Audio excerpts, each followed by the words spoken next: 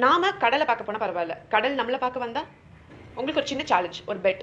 இந்த ப்ராஜெக்ட் பத்தி நீங்க கேள்வி கூட பட்டிருக்க மாட்டீங்க. உங்களுக்கு தெரிஞ்சவங்க கிட்ட கேளுங்க, நண்பர்கள் கிட்ட கேட்டு பாருங்க, கண்டிப்பா தெரிஞ்சிருக்க மாட்டாங்க. காட்டுப்பள்ளி போர்ட் எக்ஸ்டென்ஷன் ப்ராஜெக்ட் பத்தி உங்களுக்கு ஏதாவது ஐடியா இருக்கா? சேவ் எண்ணூர் கிரீக் கேம்பெயின் ஒரு கேம்பெயின், அங்க ஒரு கூட்டம் கத்திட்டு இருக்கு. அதை பத்தி உங்களுக்கு ஏதாவது தெரியுமா? தெரியலனா தெரிஞ்சுக்கோங்க. Kattupalli port extension project. Kattupalli அப்படிங்கிறது அந்த சென்னை கோஸ்டல் ஏரியா, அந்த எண்ணூர் சார்ந்த ஒரு கோஸ்டல் ஏரியா, ரொம்பவே முக்கியமான ஒரு கோஸ்டல் ஏரியா.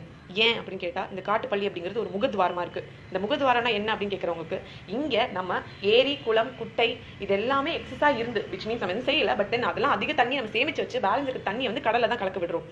அந்த கடல் நல்ல தண்ணியும் உப்பு தண்ணியும் சேரும் இடம் அப்படிங்கிறது தான் இந்த முகத்வாரம். இது ஏன் முக்கியம் அப்படின்னா, இந்த எஸ்டரி ஏன் முக்கியம் அப்படின்னா, இந்த முகத்வாரம் இருக்கிறதுனால தான் கடல் தண்ணி நிலத்துக்கடியில புகுந்து உப்பு தண்ணியா மாறாம இருக்கு, விச் மீன்ஸ் ஃபில்டரா இருக்கு. ரெண்டாவது விஷயம், இங்க வந்து சதுப்பு நில காடுகளும் அலையாத்தி மரங்களும் இருக்கு. இது கோடிக்கணக்கான உயிர்களுக்கு ஹப் மாதிரி இருக்கு, ஒரு வீடு மாதிரி இருக்கு. ஸோ இங்க மீன், எறா, சொரா, நண்டு, வண்டுன்னு எல்லாமே இருக்கு.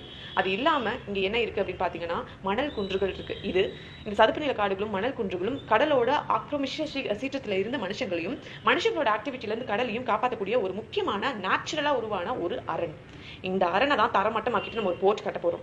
இதுல என்ன ப்ராப்ளம் அப்படின்னு கேட்டா, இந்த அரண் இல்லை அப்படின்னா இனிமே கடல் கிட்ட இருந்து நம்ம கிட்ட இருந்து கடலையும் காப்பாற்றவே முடியாது. ரெண்டாவது விஷயம், இதுல ஆக்கிரமிக்க போற இடம் வந்து துபாய் மிஞ்சுற அளவுக்கு கடலை நம்ம ஆக்கிரமிக்க போறோம். 2000 ஏக்கர் கடலை ஆக்கிரமிக்க போறோம். 2000 ஏக்கர் கோஸ்டல் ஏரியா, அதாவது ரொம்ப என்விரான்மெண்டலி சென்சிட்டிவ் ஏரியாவை நம்ம ஆக்கிரமிக்க போறோம். அது இல்லாம சுத்தி அந்த டிரான்ஸ்போர்டேஷன் மத்த வசதிகளுக்காக இன்னும் 2000 ஏக்கர். ஸோ 6000 ஏக்கர் நம்ம இயற்கையை ஆக்கிரமிக்க போறோம்.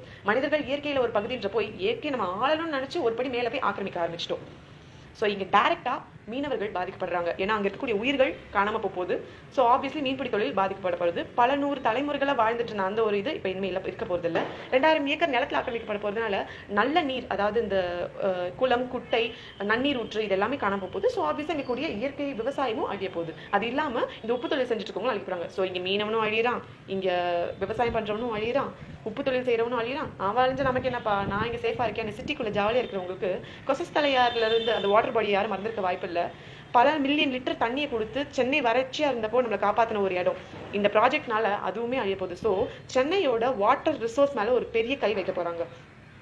இங்க அவங்களோட வாழ்வாதாரம் மட்டும் இல்ல, நம்மளோட பாதுகாப்பும் நம்மளுடைய வாட்டர் ரிசோர்ஸும் காணாம போகுது. இன்னொரு பெரிய பெரிய பெரிய விஷயம் என்னன்னா, நாலு பின்ன மழை வந்துச்சு அப்படின்னா உங்க வீட்டுக்கு முன்னாடி ஸ்விமிங் பூல் கட்டலாம். அவ்வளோ வெள்ள தண்ணி இருக்கும். எப்படின்னு கேக்குறீங்களா? வடிகால்ல தானே நம்ம போர்ட்டே கட்ட போறோம். அப்போ வெள்ளம் எங்க போக போகுது? போன வேகத்துல திரும்பி நம்மள நோக்கி வரப்போகுது. சோ நல்ல ட்ரைனேஜ் சிஸ்டம் நம்ம கிட்ட இல்ல. ஏரி, குளம், குட்டை நம்ம ப்ராப்பரா மெயின்டைன் பண்றதே இல்ல. அப்போ போற தண்ணி போற வேகத்துல நம்மகிட்ட தானே வரப்போகுது. இனி கடல்ல கலக்கிறதுக்கு அதுக்கு இடம் கொடுக்கலையே.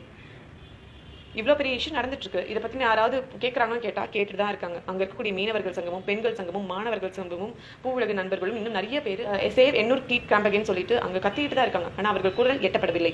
ஏதோ எனக்கு தெரிஞ்சவங்களுக்கு சொல்றதுக்காக நான் இந்த வீடியோ பதிவு செய்யறேன். கண்டிப்பா இந்த இஷ்யூ பத்தி கேள்விப்பட்டிருக்க மாட்டீங்க நீங்க. ஒருவேளை நீங்க கேள்விப்படல, அட்லீஸ்ட் எனக்கு தெரிஞ்சவங்களுக்கு நான் சொல்லணும் அப்படின்னு வச்சுங்க, தயவு செஞ்சு இதை பத்தி மத்தவங்க கிட்ட பேசுங்க, ஷேர் பண்ணுங்க. நம்ம அங்க போய் கூடி பிடிச்சிட்டு நின்னாதான் அதுக்கு பேர் போராட்டம் கிடையாது. முன்னாடி மனிதர்களை நம்ம மண்ணில் தான் தேடணும், இப்போ நம்ம நெட்ல தேடணும். ஸோ இதை எவ்வளவு பேசுறோமோ, மத்தவங்க கிட்ட ஷேர் பண்றோமோ அவ்வளவு இந்த விஷயம் வெளில போகும். 6000 ஏக்கர் நம்ம இயற்கையை ஆக்கிரமிச்சு செய்ய போற ஒரு விஷயம். சின்ன ஆக்கிரமிப்பு செஞ்சாலே இயற்கை பதிலுக்கு ஒரு ரிவீட் அடிச்சா நமக்கு தண்ணி இல்லாம இங்க கஷ்டப்படுறோம். இல்ல ஓவர் வெள்ளம் வந்து நம்ம இங்க மூழ்கிட்டு இருக்கோம்.